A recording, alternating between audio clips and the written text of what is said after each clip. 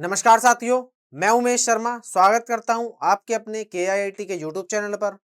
आशा करता हूं आप स्वस्थ होंगे और आपकी तैयारी भी काफ़ी शानदार चल रही होगी। तो आज की जो हमारी क्लास रहने वाली है, जैसे कि आप देख पा रहे होंगे थंबनेल पे, प्रोनाउन का पार्ट 2। ठीक है, इससे पहले हमने जो क्लास पढ़ी थी उसमें था प्रोनाउन का इंट्रोडक्शन। आई होप आपने वो क्लास देख ली होगी। अगर नहीं देखी है तो आप एक बार देख लीजिएगा, ठीक है, जैसे कि आपकी चीज़ें क्लियर रहेंगी। एक बार जो हमने लास्ट क्लास में पढ़ा था वो मैं आपको एक बार बता देता हूँ। लास्ट क्लास में हमने बात करी थी प्रोनाउन के केसेस के बारे में। जो 4 केसेस बनते हैं प्रोनाउन के। पहला होता है सब्जेक्टिव केस, दूसरा होता है ऑब्जेक्टिव केस, तीसरा होता है पॉजेसिव एडजेक्टिव केस और चौथा होता है पॉजेसिव प्रोनाउन केस। ठीक है, अब हमें कैसे पता चलेगा कि कहाँ हमें कौन सा केस यूज करना है। ठीक है, देखिए, वर्ब से पहले हमेशा सब्जेक्टिव केस आएगा। वर्ब से पहले सब्जेक्टिव केस आएगा। प्रेपोजिशन या फिर वर्ब के बाद ऑब्जेक्टिव केस आएगा। प्रेपोजिशन या वर्ब के बाद ऑब्जेक्टिव केस आएगा। पॉजेसिव एडजेक्टिव केस के बाद हमेशा नाउन आएगी। ठीक है, इसके बाद नाउन और पॉजेसिव प्रोनाउन के बाद कभी भी नाउन नहीं आएगी। ठीक है, तो ये 4 बातें आपको याद रखनी है। वर्ब से पहले सब्जेक्टिव केस, वर्ब या प्रेपो के बाद ऑब्जेक्टिव केस, पॉजेसिव एडजेक्टिव है तो उसके बाद नाउन जरूर आएगा, पॉजेसिव प्रोनाउन के बाद नाउन कभी नहीं आएगा। ठीक है,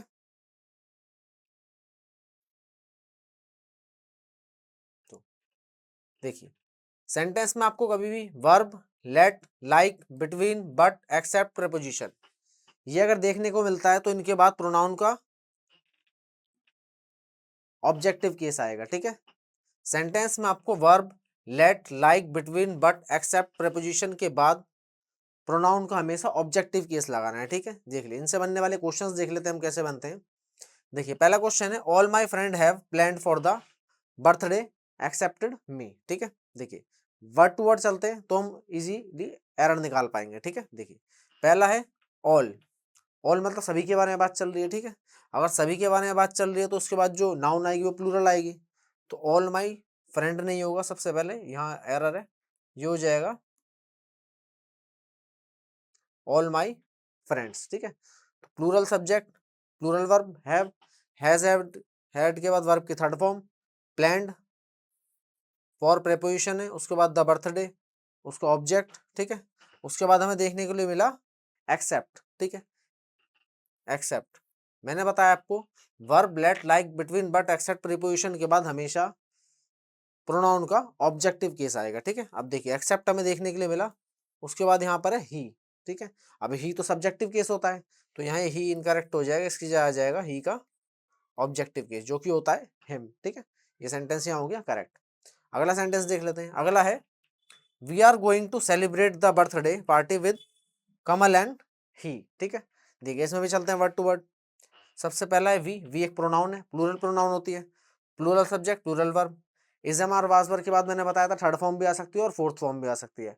ठीक है, देखिए यहाँ पर फोर्थ फॉर्म यूज रखी है ING वाली, क्योंकि जब सब्जेक्ट एक्शन करता है तो फोर्थ फॉर्म आती है, सब्जेक्ट पर एक्शन होता है तो थर्ड फॉर्म आती है। ठीक है, अब क्योंकि यहाँ सब्जेक्ट एक्शन कर रहा है तो ING वाली फॉर्म लगी है, मतलब फोर्थ फॉर्म लगी है। ठीक है, उसके बाद टू, टू के बाद V1 सेलिब्रेट, उसके बाद द बर्थडे पार्टी विद, देखिए विद आया। ठीक है, विद एक प्रेपोजिशन होती है। उसके बाद कमलेश, कमलेश क्या है, ऑब्जेक्ट है। ठीक है, देखिए, प्रेपोजिशन के बाद क्या केस आएगा, ऑब्जेक्टिव आएगा। कमलेश क्या है, नाम है लेकिन ऑब्जेक्टिव केस में है। ठीक है, अब यहाँ पर आपको एक बात और जरूरी जानने के लिए, एंड, एंड के अगर इस तरफ सब्जेक्टिव केस है तो इस तरफ भी सब्जेक्टिव केस आएगा, इस तरफ ऑब्जेक्टिव केस है तो इस तरफ भी ऑब्जेक्टिव ही केस आएगा। ठीक है, ये आपको बातें याद रखनी है।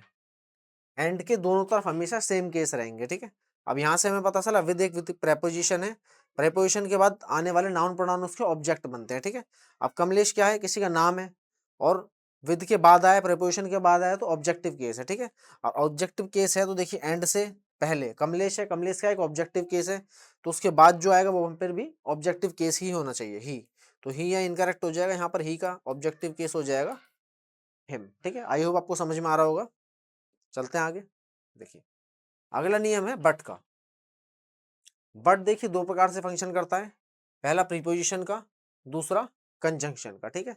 सेंटेंस में अगर बट ऐसा प्रीपोजिशन वर्क कर रहा है तो इसके बाद ऑब्जेक्टिव केस आएगा, ऐसा वर्क कर रहा है कंजंक्शन तो इसके बाद सब्जेक्टिव केस आएगा। अब देखिए बात रही कि हमें पता कैसे चलेगा सेंटेंस में ये प्रीपोजिशन वर्क कर रहा है या फिर एज अ कंजंक्शन वर्क कर रहा है, ठीक है। देखिए अगर प्रीपोजिशन के लिए वर्क कर रहा है तो नाउन प्रोनाउन है सेंटेंस में, उसके बाद वर्ब नहीं होगी, डायरेक्ट बट आएगा, तो ये एज अ प्रीपोजिशन का काम कर रहा है, ठीक है।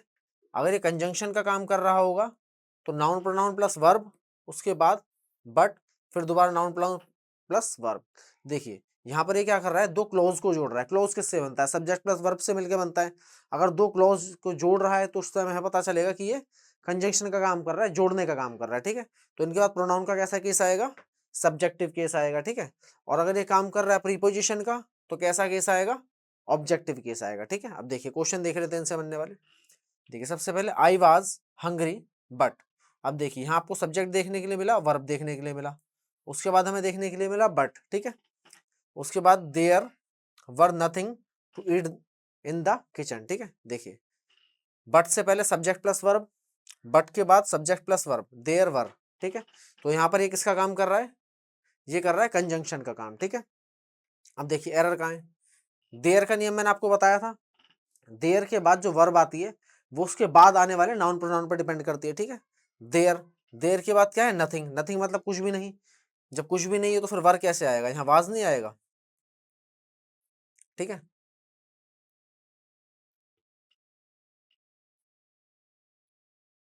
ठीक है, तो ये हो गया करेक्ट। अगला सेंटेंस देख लेते हैं। अगला है all of them but him was present, ठीक है। अब देखिए यार, ऑल सब्जेक्ट, ऑफ उसका प्रेपोजिशन, देम, तो यहाँ में सब्जेक्ट मिला, प्रेपोजिशन मिला और ऑब्जेक्ट मिला। क्या इसमें वर्ब है, नहीं है, तो उसके बाद है यहाँ पर बट। अब बताइए बट यहाँ वर्क कर रहा है एज अ प्रीपोजिशन, क्योंकि यहाँ सब्जेक्ट तो है लेकिन वर्ब नहीं है, सब्जेक्ट है, प्रेपोजिशन है और ऑब्जेक्ट है, ठीक है। उसके बाद आया बट, तो मैंने आपको बताया था जब ये फंक्शन करेगा ऐसा प्रीपोजिशन तो उसके बाद जो प्रोनाउन का केस आएगा वो कैसा आएगा, ऑब्जेक्टिव केस आएगा, ठीक है। अब यहाँ पर कैसा आ रखा है, हिम, ठीक है, यहाँ तक बिल्कुल करेक्ट है। अब देखिए यहाँ पर जो हमारी वर्ब है क्या वो सही है, बिल्कुल नहीं है, ठीक है, तो ये हो जाएगी इनकरेक्ट। इसलिए क्योंकि देखिए ऑल, ऑल हमारा सब्जेक्ट है, उसके बाद ऑफ प्रीपोजिशन है, देम उसका ऑब्जेक्ट है, बट प्रीपोजिशन है, हिम उसका ऑब्जेक्ट है। अब वर्ब तो हमेशा सब्जेक्ट के अनुसार आएगी, सब्जेक्ट हमारा क्या है, ऑल, तो क्या ऑल के हिसाब से यहाँ वास सही है, नहीं, यहाँ क्या हो जाएगा, वर्ब, ठीक है। देखिए अगला नियम है is am are was were का नियम, ठीक है। सेंटेंस में अगर is am are was were function कर रहे हैं मेन वर्ब का तो इनके बाद सब्जेक्टिव केस आएगा। अगर ये वर्क कर रहे हैं हेल्पिंग वर्ब के तौर पे तो इनके बाद ऑब्जेक्टिव केस आएगा। देखिए सेंटेंस के माध्यम समझ में ज्यादा आएगा आपको। देखिए पहला सेंटेंस है इट इज, आई आएगा या फिर me who teach you English, ठीक है। अब देखिए मैंने आपको बताया अगर ये वर्क कर रहे हैं ऐसा मेन वर्ब तो कैसा केस आएगा, सब्जेक्टिव, और वर्क कर रहे हैं ऐसा हेल्पिंग वर्ब तो ऑब्जेक्टिव, ठीक है। अब देखिए हमारा सब्जेक्ट है इट, मैंने आपको बताया था इट एक इंट्रोडक्टरी सब्जेक्ट होता है, उसके बाद हमेशा वर्ब सिंगुलर आएगी, ठीक है। It singular subject, is singular verb, ठीक है। अब देखिए इज हमारी एक हेल्पिंग वर्ब है लेकिन क्या इसके बाद कोई मेन वर्ब है, नहीं है, तो इज यहाँ पर क्या फंक्शन कर रहा है, ऐसा मेन वर्ब फंक्शन कर रहा है, ठीक है। तो इसके बाद अब मेन वर्ब फंक्शन कर रहा है तो प्रोनाउन का कैसा केस आएगा, सब्जेक्टिव केस आएगा, ठीक है। अब देखिए क्योंकि आई सब्जेक्टिव केस होता है, मी ऑब्जेक्टिव केस होता है, ठीक है। तो ये सेंटेंस हो जाएगा it is I who teach you English, ठीक है। अब मैंने आपको बताया था who which that relative pronoun होते हैं, इनके बाद जो वर्ब आएगी वो उससे तुरंत पहले आने वाले नाउन प्रोनाउन पर डिपेंड करेगी, ठीक है। अब देखिए क्योंकि इससे पहले आया आई, अब आई बी फॉर्म के साथ सिंगुलर होता है, बाकी जगह आई प्लूरल रहता है, ठीक है। अब देखिए आई के बाद टीच है, ठीक है, अगर यहाँ टीच हो जाता तो वो गलत हो जाता, ठीक है। तो ये सेंटेंस हो गया करेक्ट। अगला देख लेते हैं। अगला है आई एम टीचिंग दे या फिर देम इंग्लिश, ठीक है। अब देखिए I singular subject, am singular verb, उसके बाद टीचिंग। अब देखिए एम एक हेल्पिंग वर्ब है, उसके बाद टीचिंग यहाँ पर मेन वर्ब आ गई, ठीक है। तो यहाँ पर जो एम है वो क्या फंक्शन कर रहा है, ऐसा हेल्पिंग वर्ब फंक्शन कर रहा है। तो उसके बाद प्रोनाउन का कौन सा केस आएगा, ऑब्जेक्टिव केस आएगा, ठीक है। तो आई एम टीचिंग, अब देखिए दे या फिर देम, दे तो सब्जेक्टिव केस होता है, दे ऑब्जेक्टिव केस होता है, ठीक है। तो ये हो जाएगा I am teaching them English, ठीक है। लास्ट वाला का आंसर आप खुद से दीजिएगा, अगर आपको दोनों समझ में आ गए अच्छे से तो थर्ड का आंसर आप खुद दे पाएंगे, ठीक है। थर्ड है इट वाज शी या her who organize the party for me, ठीक है। इसका आंसर आप खुद से दीजिएगा, कमेंट बॉक्स में ड्रॉप कर दीजिएगा आप आंसर। देखिए नेक्स्ट है, जब भी दो प्रोनाउन के बीच तुलना हो या फिर जोड़ा जाए तो प्रोनाउन के केस हमेशा सेम रहेंगे, ठीक है। जब भी दो प्रोनाउन को जोड़ा जाए या फिर उनके बीच तुलना की बात हो रही हो तो जो प्रोनाउन के केस रहेंगे दोनों जगह वो सेम रहने वाले हैं, ठीक है। जैसे पहला है she is taller than I या फिर मी, ठीक है।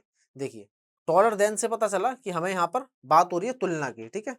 तुलना की बात हो रही है तो मैंने आपको बताया कि अगर तुलना की बात होगी या फिर जोड़ने की बात होगी तो दोनों जगह सेम केस रहेंगे, ठीक है। जैसे यहाँ पर she singular subject is singular verb, तो देखिए शी क्या है, हमारा सब्जेक्ट है, तो सब्जेक्ट की तुलना सब्जेक्ट से ही होगी, ठीक है।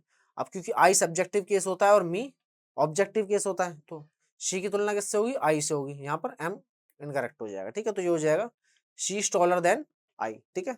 सेकंड देख लेते हैं, सेकंड है I am better than he या फिर हिम, ठीक है।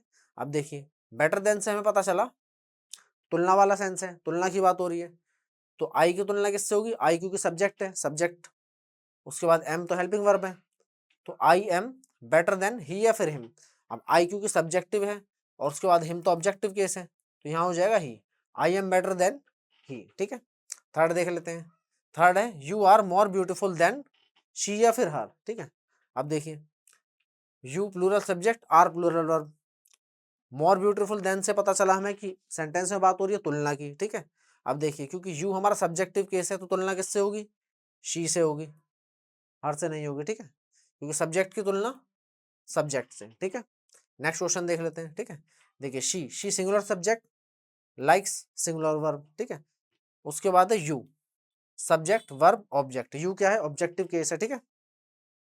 उसके बाद एज मच एज से हमें पता चला कि तुलना वाले सेंस में बात हो रही है। अब उसके बाद बताइए आप आई आएगा या फिर मी आएगा, ठीक है। अब देखिए यहाँ तुलना हो रही है यू से, अब यू क्या है यहाँ पर, देखिए शी सब्जेक्ट, लाइक्स वर्ब और यू ऑब्जेक्ट, तो ऑब्जेक्ट की तुलना किससे होगी, ऑब्जेक्ट से होगी, तो यू की तुलना, यू यहाँ पर जो केस होता है यू भी सब्जेक्ट होता है, यू भी ऑब्जेक्टिव केस होता है, लेकिन हमें पता कैसे चलेगा, क्योंकि यहाँ वर्ब की बात है तो यू यहाँ पर ऐसा ऑब्जेक्टिव फंक्शन कर रहा है, ठीक है। तो यहाँ यू की तुलना किससे होगी, मी से, क्योंकि आई सब्जेक्टिव केस होता है, मी ऑब्जेक्टिव केस होता है, ठीक है। तो ये हो जाएगा she likes you as much as me, ठीक है। लास्ट वाला देख लेते हैं, लास्ट है she appreciate me as much as he या फिर हिम, ठीक है। देखिए she subject, appreciated verb, me उसका ऑब्जेक्ट। अब देखिए तुलना किससे हो रही है, मी से हो रही है, मी ऑब्जेक्टिव केस है, एज मच एज से हमें पता चला कि तुलना वाले सेंस में बात हो रही है, तुलना वाले सेंस में बात हो रही है तो मी की तुलना हिम से होगी, ठीक है, क्योंकि ही सब्जेक्टिव केस है, हिम ऑब्जेक्टिव केस है, ठीक है।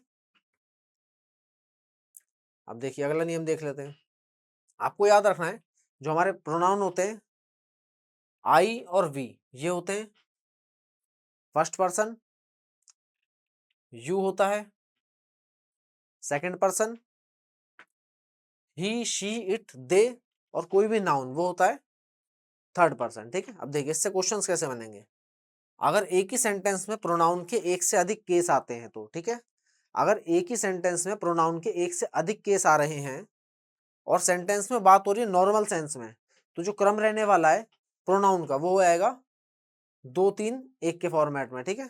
अगर सेंटेंस में बात होगी मिस्टेकन वाले सेंस में तो क्रम रहेगा प्रोनाउन का 1-2-3, और सेंटेंस में जितने भी प्रोनाउन है वो सभी प्लूरल है तो भी जो फॉर्मेट रहेगा 1-2-3 का, ठीक है। अब देखिए इनसे बनने वाले क्वेश्चन हम देख लेते हैं एक बार।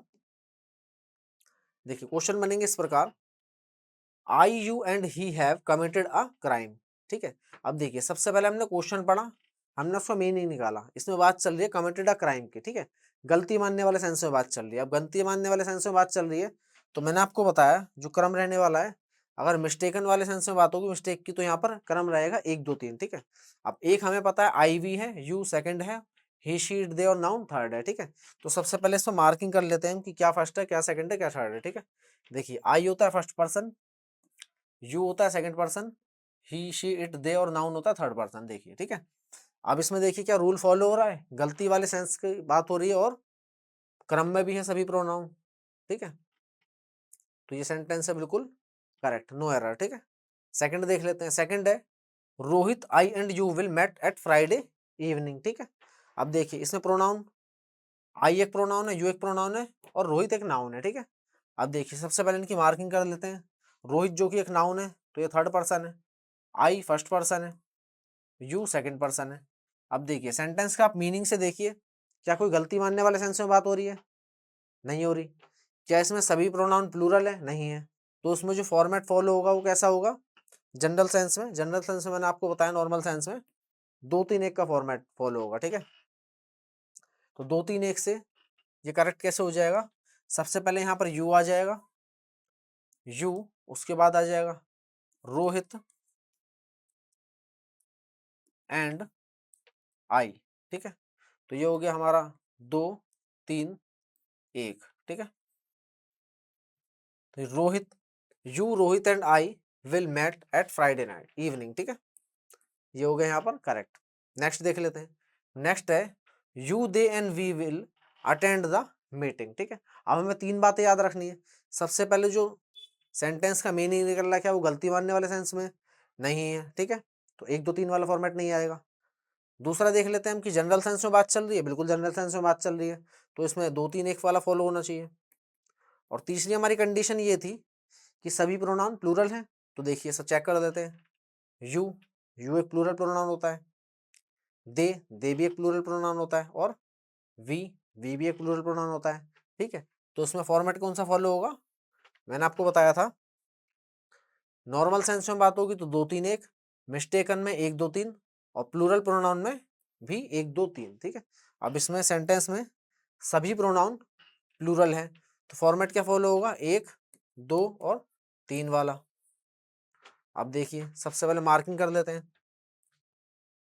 यू सेकंड पर्सन है, दे थर्ड पर्सन है और वी फर्स्ट पर्सन है, ठीक है। तो सबसे पहले क्या आ जाएगा यहाँ पर, 1-2-3 होना चाहिए तो वी, ठीक है। उसके बाद 2 यू एंड दे, ठीक है। We you and they will attend the meeting, ठीक है। ये हो जाएगा यहाँ पर करेक्ट। नेक्स्ट देख लेते हैं, नेक्स्ट है he you and I like to go to cinema on weekends, देखिए, ठीक है। अब 3 कंडीशन हमें याद रखनी है। पहली कंडीशन, क्या कोई गलती मांगने वाला केस है, नहीं है, तो 1-2-3 तो हमारा यहाँ नहीं आएगा, ठीक है। उसके बाद क्या सभी प्रोनाउन प्लूरल है, ही तो सिंगुलर होता है, ठीक है। तो ये वाली कंडीशन भी नहीं लगेगी। अब देखिए उसके बाद जनरल सेंस में बात चल रही है, बिल्कुल चल रही है जनरल सेंस में, तो यह कंडीशन कौन सी फॉलो होगी, 2-3-1 वाली। तो 2-3-1 सबसे पहले मार्किंग कर लेते हैं, ही आता है थर्ड के लिए, ठीक है, यू होता है हमारा सेकंड और आई होता है फर्स्ट। अब देखिए यहाँ पर हमें करना है 2-3-1, तो सबसे पहले क्या आ जाएगा, यू, उसके बाद ही, उसके बाद यू ही एंड आई, ठीक है। सबसे पहले हमने कर दिया 2, उसके बाद 3, फिर 1, ठीक है। तो ये हो जाएगा हमारा you he and I like to go to cinema on weekends, ठीक है। यहाँ ये हो गया करेक्ट। अगर आपको ये तीनों चारों समझ में आ गए हैं तो इसका आंसर आप खुद से कमेंट बॉक्स में ड्रॉप कर दीजिएगा इसका आंसर, ठीक है। अब देखिए अगला देख लेते हैं, अगला है हमारा रेसिप्रोकल प्रोनाउन, ठीक है। रेसिप्रोकल प्रोनाउन जो होते हैं कितने प्रकार के होते हैं, 2 प्रकार के होते हैं। पहला होता है ईच अदर, दूसरा होता है वन अनदर, ठीक है। ईच अदर का मतलब होता है दो में, मतलब कोई भी बात चल रही है, 2 लोगों के बीच में चल रही है, कोई वार्तालाप या किसी प्रकार की भी कोई चीज चल रही है, 2 लोगों के बीच में चल रही है। वन अनदर का मतलब होता है 2 से अधिक व्यक्तियों के लिए चल रही है, ठीक है, या उनके बीच में चल रही है, 2 से अधिक के। वन अनदर 2 से अधिक, ईच अदर 2 में, ठीक है। अब इनसे बनने वाले देखिए क्वेश्चंस कैसे होते हैं। क्वेश्चन है 2 cats was fighting with one another at the street, ठीक है। देखिए वर्ड टू वर्ड चलते हैं। सबसे पहले सब्जेक्ट है हमारा 2 cats, ठीक है, 2 cats, तो प्लूरल सब्जेक्ट है क्योंकि 2 है, 1 से अधिक है, तो यहाँ पर वर्ब भी कैसी आएगी, प्लूरल आएगी, वाज तो सिंगुलर होता है, तो सबसे पहले यहाँ हो जाएगा वर, ठीक है। उसके बाद आईएनजी, बिल्कुल ठीक है, ठीक है। उसके बाद विद प्रेपोजिशन, उसके बाद आया वन अनदर। अब मैंने आपको बताया था वन अनदर बात करता है दो से अधिक के बारे में, ठीक है। अब देखिए क्योंकि यहाँ पर बात तो हो रही है टू कैट्स के बारे में, दो के बारे में, तो यहाँ ईच अदर आना चाहिए, ठीक है। तो यहाँ पर ये गलत है, सही हो जाएगा ईच अदर, ठीक है। यहाँ हो गए करेक्ट, ठीक है। क्योंकि देखिए टू कैट्स के बारे में बात चल रही है, ठीक है। तो प्लूरल सब्जेक्ट प्लूरल वर्ब, ठीक है। उसके बाद हमें पता चला कि भाई वन अनदर, अब वन अनदर तो दो से अधिक के लिए आया था, लेकिन बात तो टू कैट्स के बारे में चल रही थी, इसलिए हमने यूज करा यहाँ पर ईच अदर, ठीक है। तो ये हो गया sentence, two cats were fighting with each other at the street, ठीक है। अगला है three brothers was arguing with each other for the property, ठीक है। अब देखिए सब्जेक्ट है हमारा थ्री ब्रदर्स, प्लूरल सब्जेक्ट है, एक से अधिक है, ठीक है। तो यहाँ पर वर्ब कैसी आएगी, वर आ जाएगी। Three brothers were arguing with each other. अब ईच अदर तो हमें पता था, हमने नियम पढ़ा था कि ईच अदर बात करता है दो के बारे में, लेकिन यहाँ जो ब्रदर है वो तो तीन है, दो से अधिक है, तो दो से अधिक है तो यहाँ पर यूज होगा वन अनदर, ठीक है। यहाँ क्या यूज होगा, वन वन अनदर, ठीक है। तो ये सेंटेंस हो जाएगा three brothers were arguing with one another for the property, ठीक है। यहाँ पर ये हो जाएगा करेक्ट। अगर आपको ये दोनों समझ में आ गए हैं तो इसका थर्ड का आंसर आप खुद से कमेंट बॉक्स में ड्रॉप कर देंगे, ठीक है। तो यहीं तक रखते हैं आज की क्लास, ठीक है। आई होप आपको चीज़ें समझ में आ रही होंगी। आपको वीडियो अगर पसंद आई हो तो वीडियो को लाइक करें, चैनल को सब्सक्राइब करें और बेल आइकन को प्रेस करना बिल्कुल भी ना भूलें, जिससे आने वाली जितनी वीडियोज़ हैं उन सभी का नोटिफिकेशन आपको प्राप्त हो सके। नमस्कार, धन्यवाद।